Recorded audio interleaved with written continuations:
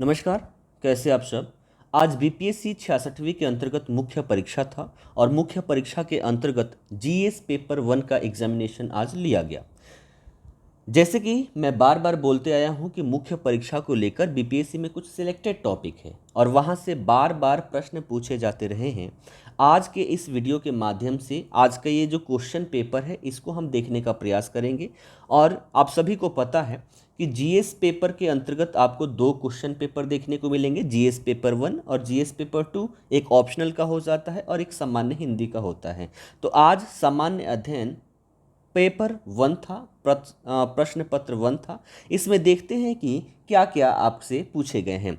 सबसे पहले यहाँ पर समय की बात कर ले तो समय आपको दिख रहा होगा, 3 घंटे का समय मिलता है और 300 अंकों का हमारा हो जाता है। इसमें प्रश्नों की संख्या देखें तो यहाँ पर सीधे तौर पर लिखा हुआ है कि खंड 1 एवं खंड 2 से प्रत्येक से 3-3 प्रश्न का उत्तर देना है और खंड 3 की बात करें तो खंड 3 से 2 प्रश्नों का उत्तर देना है, अर्थात टोटल 8 प्रश्नों का हमें उत्तर देना होता है। जैसे कि जीएस पेपर 1 की बात करें तो इसके भी 3 खंड हैं और जीएस पेपर 2 के भी 3 खंड हैं। इसके अंतर्गत हम देखें तो आपको करेंट अफेयर देखने को मिलेगा, भारतीय इतिहास देखने को मिलेगा और मैथमेटिक्स वाला सेक्शन जो है वो आपको देखने को मिलेगा। और जीएस पेपर 2 के अंतर्गत देखें तो वहां पर आपको एक सेक्शन भारतीय राज्य व्यवस्था का देखने को मिलेगा, दूसरा आपको भारतीय भूगोल और भारतीय अर्थव्यवस्था का और तीसरा विज्ञान एवं प्रौद्योगिकी का देखने को मिलता है। तो इसमें हम देखते हैं कि प्रश्न कैसे कैसे हैं। मैं बार बार बोलता हूं कि आप सभी लोग आंसर राइटिंग अवश्य करें, प्रतिदिन कम से कम 2 प्रश्नों का उत्तर लिखें।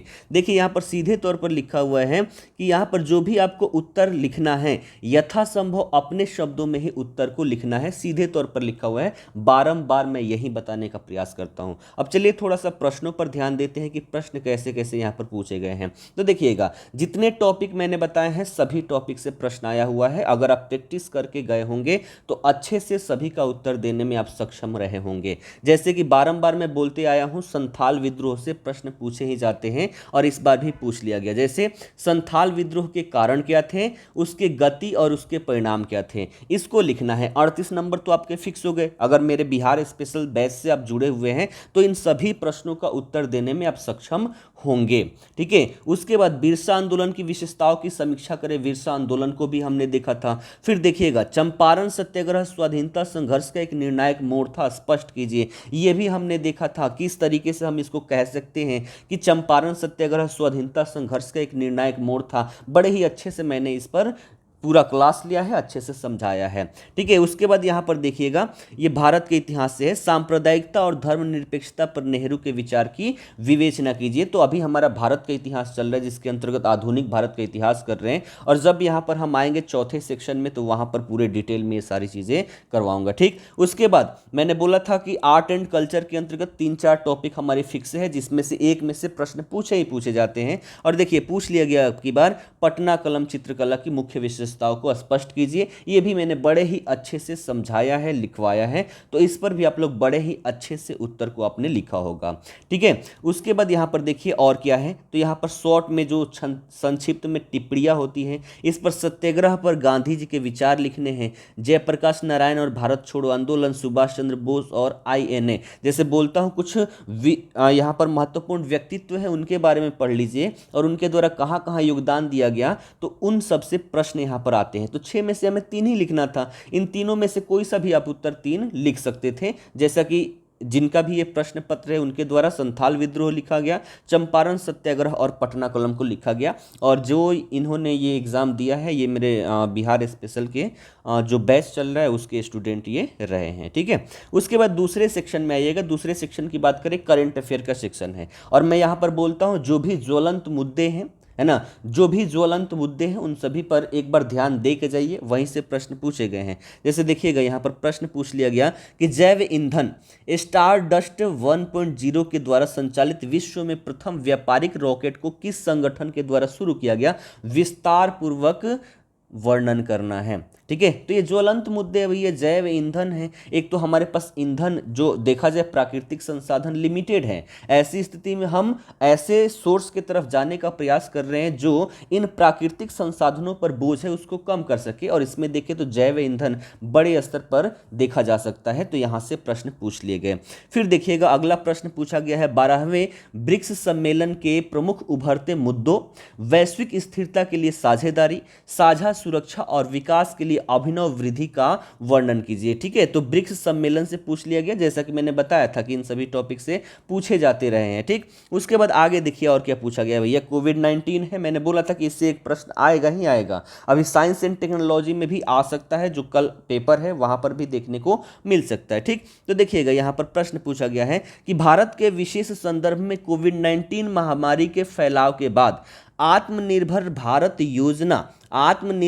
योजना के हाल की प्रमुख विशेषताओं एवं प्रावधानों का परीक्षण कीजिए। तो देखिए कोविड-19 से यहाँ पर प्रश्न पूछ लिया गया कि ये जो महामारी है इसके फैलाव के बाद आत्मनिर्भर भारत रोजगार योजना की विशेषताएं क्या है, प्रावधान क्या है, इसके माध्यम से क्या किया जा रहा है। जो भी यहाँ पर बेरोजगारी बड़े स्तर पर देखने को मिली और उसके अंतर्गत जो यहाँ पर बेरोजगारी देखने को मिली, तो लोगों को रोजगार चाहिए भाई, और इन रोजगार प्राप्ति में आत्मनिर्भर भारत रोजगार योजना जो है इसकी विशेषताएं क्या हैं, प्रावधान क्या है, और इसने कहां तक कार्य करने में देखा जाए तो कार्य इसने किया है। इस प्रकार से इस प्रश्न को हम लिख सकते थे। ठीक है, उसके बाद देखिए अगला प्रश्न यहां पर पूछा गया है कि भारत यूरोपीय संघ के मध्य व्यापक आधारभूत व्यापार और निवेश समझौता का विवेचना कीजिए, है ना। तो ये भी क्या है, ज्वलंत मुद्दे हैं। ठीक, ये सारी चीजें। अगला प्रश्न देखिएगा, भारत में पर्यावरण सुरक्षा एवं स्थिरता के मोबाइल ऐप हरित भारत संकल्प के बारे में विवेचना कीजिए।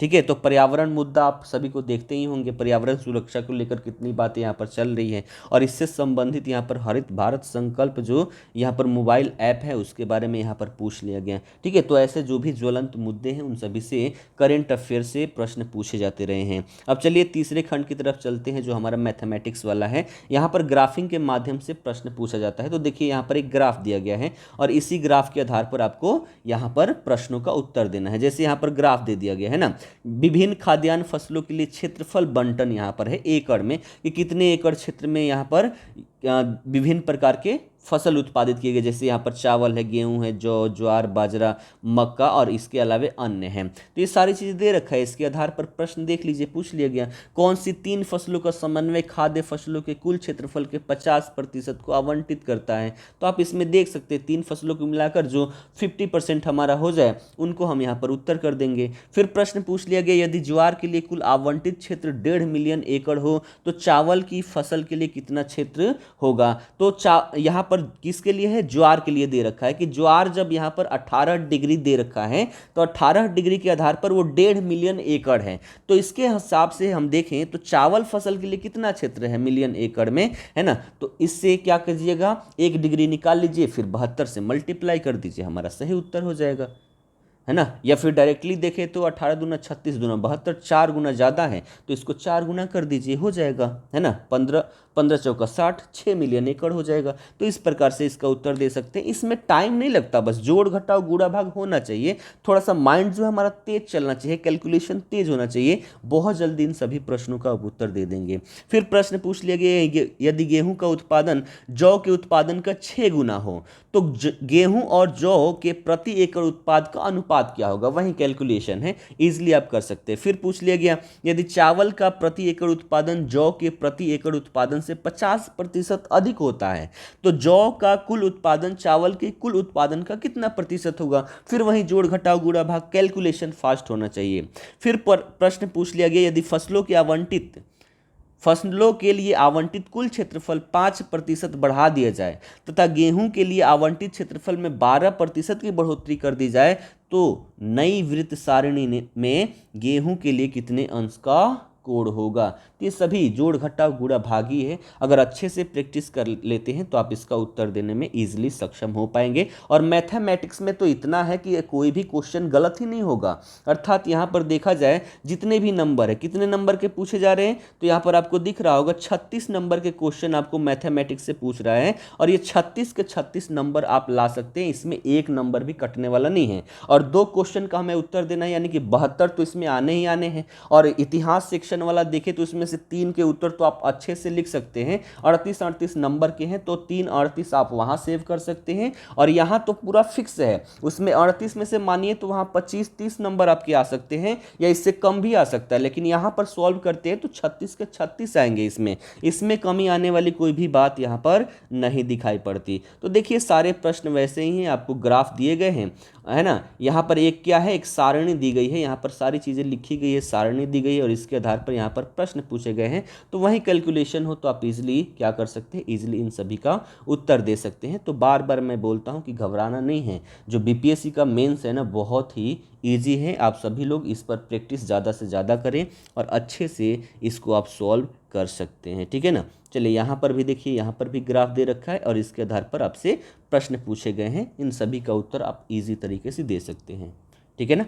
चलिए, धन्यवाद।